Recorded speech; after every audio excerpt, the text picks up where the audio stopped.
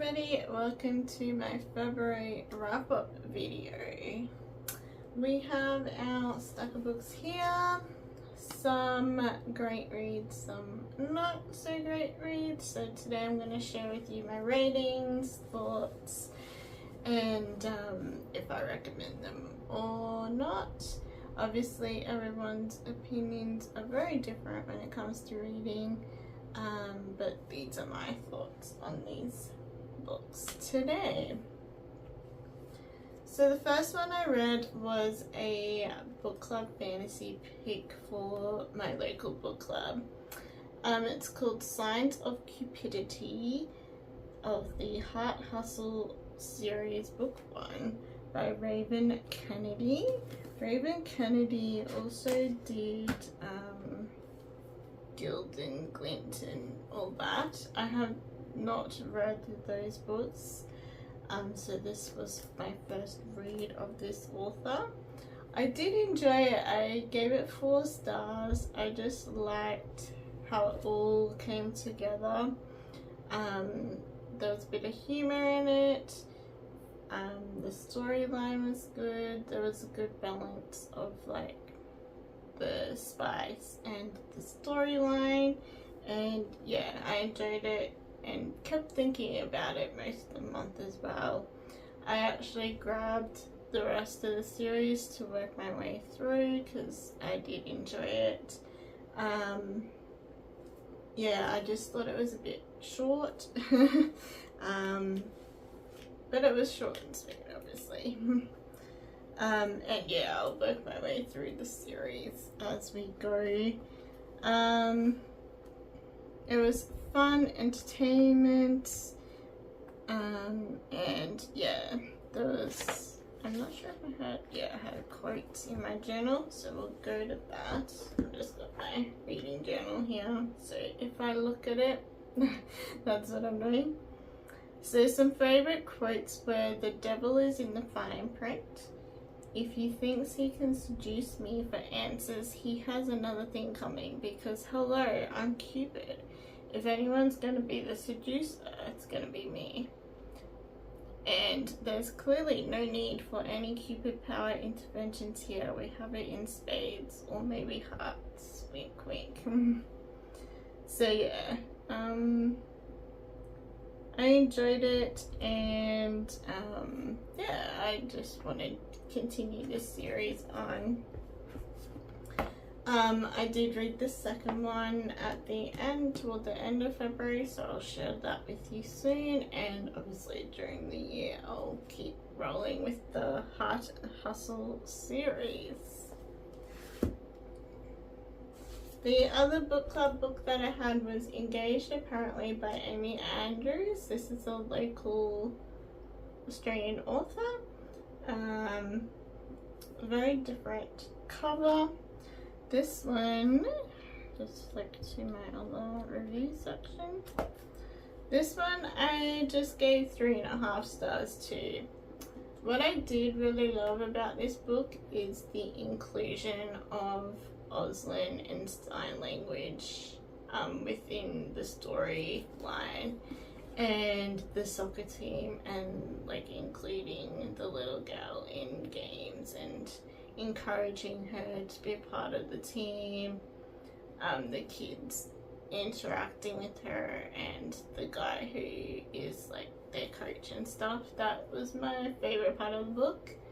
I thought it was more toward like the general fiction side of things instead of the romances that we usually focus on for myself and out there in the world, and also as our book club as well. So the relationship side of it was very, very, like, it was only a small part of the focus, and it did focus a lot on grief as well. So if you have triggers of grief, yeah, or you have like unwell parents or something like that, then maybe not for you. I did recommend to the author that she put like a bit of a trigger warning in the front of the book because I was a bit triggered myself with that element of it. But yeah, loved the inclusion and the sign language part of this. It was really good. That inclusion of it all. And that was a first read by that author as well. So yeah. They were my local book club books. I try and always start the month reading them. It doesn't always happen, but I do try to do that. That way I know that I have read them by the time it gets to book club day. And then we usually jump into other stuff.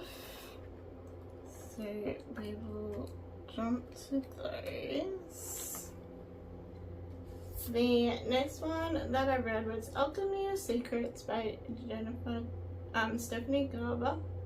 I gave this one 4 stars as well. It was very different to what I expected.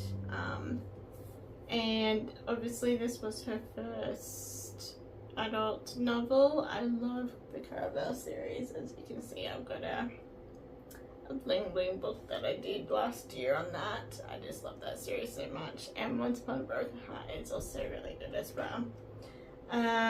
Yeah, I'm curious where the story is going to lead in the second book, and it was 4 stars, so I probably will continue it.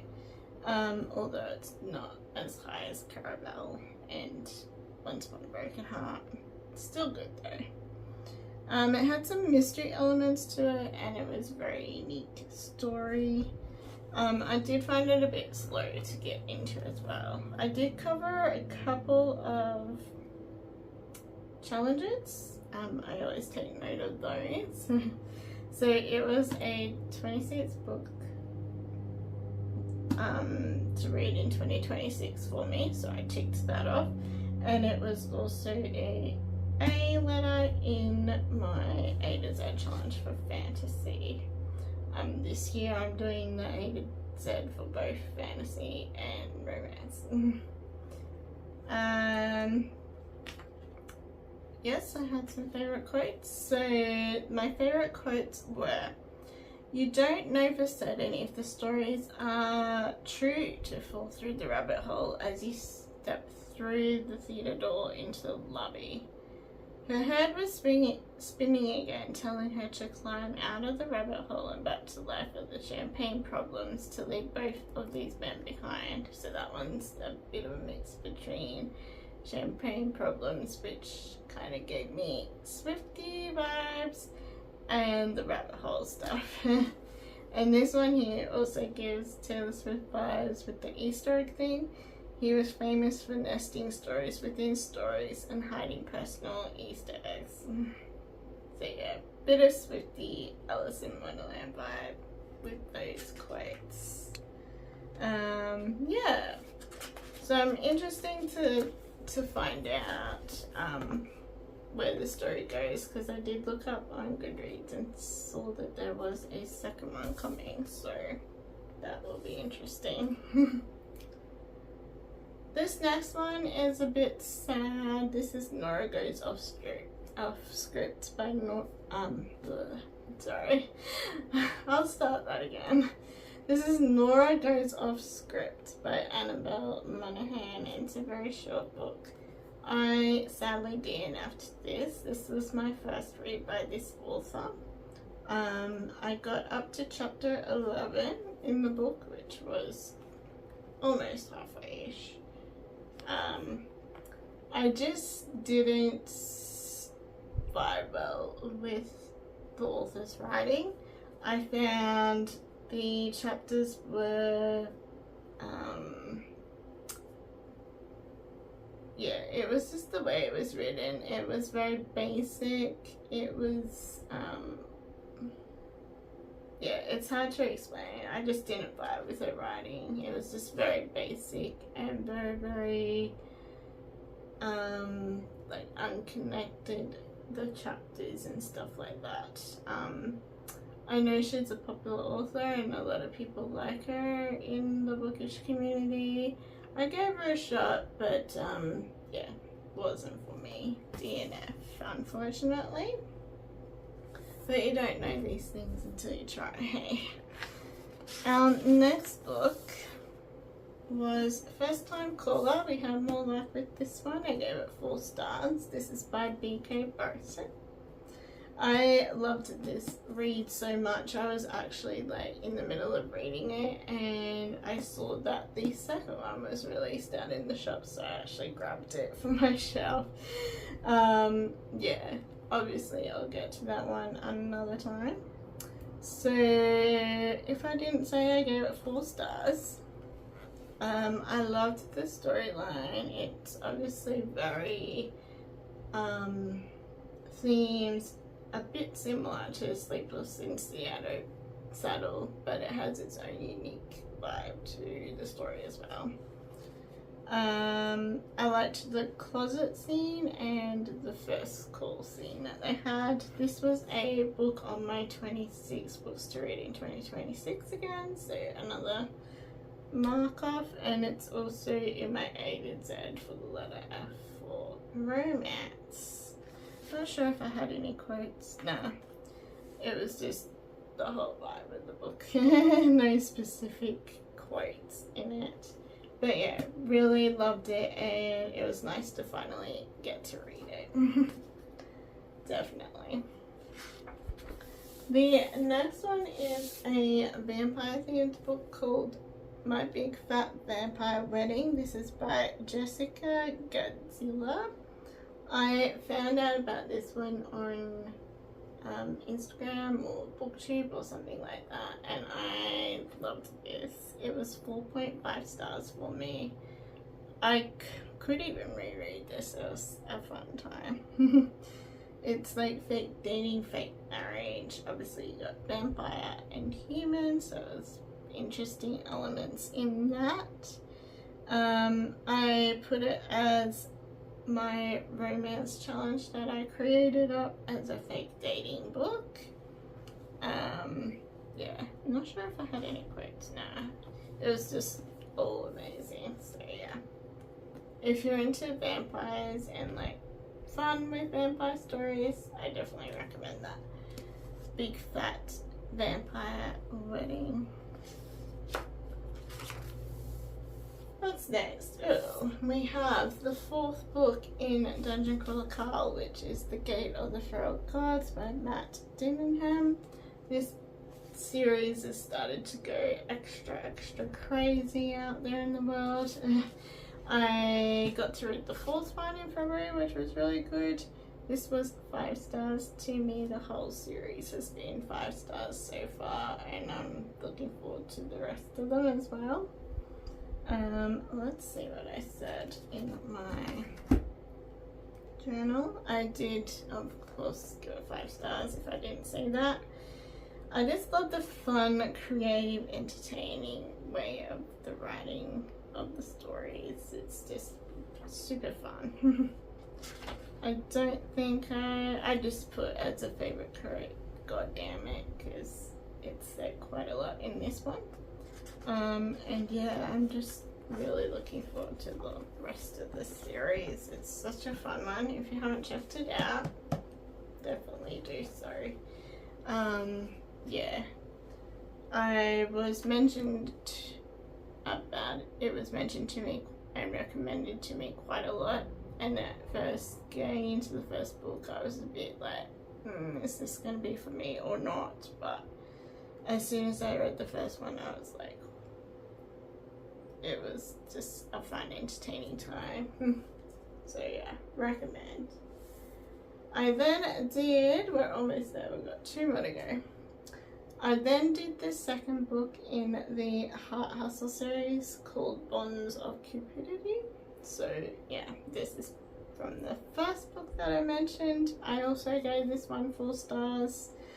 This one, there was lots and lots of story, and then there was all like the smutty stuff at the end, so the balance was sort of a bit unbalanced for me. Like the first one, it had like the balance all the way through. This one, it was like chunk of story, chunk of smart. But yeah, it was still an amazing story. I did really enjoy it still, so I did give it 4 stars. And I will continue the series because I just find it really fun and different and unique. Yeah, and I haven't really read anything Cupid-y type themed with a fantasy world, so yeah, it's very interesting. The trials were probably my favorite part of this story in this book, one in particular. And my favorite quote was, "Watching people sleep isn't nearly as entertaining as Edward, Vampire Dude, made it out to be." So obviously that's a Twilight bit of a twist and add. So yeah, that was that one.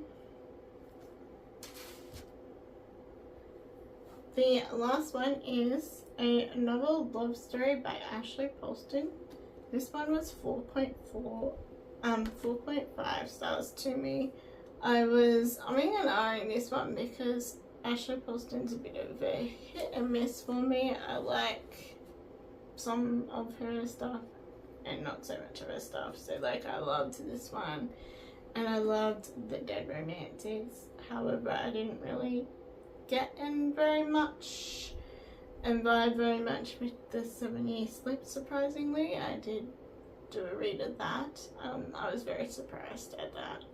And I did love her YA one of like a Beauty and the Beast kind of vibe story. I can't remember what it's called. But I did love a novel love story. It's really good. I think it was a 26 book listed book for 2026. It is also an A to Z for me for romance, and it's also a book themed romance book for one of my other challenges as well.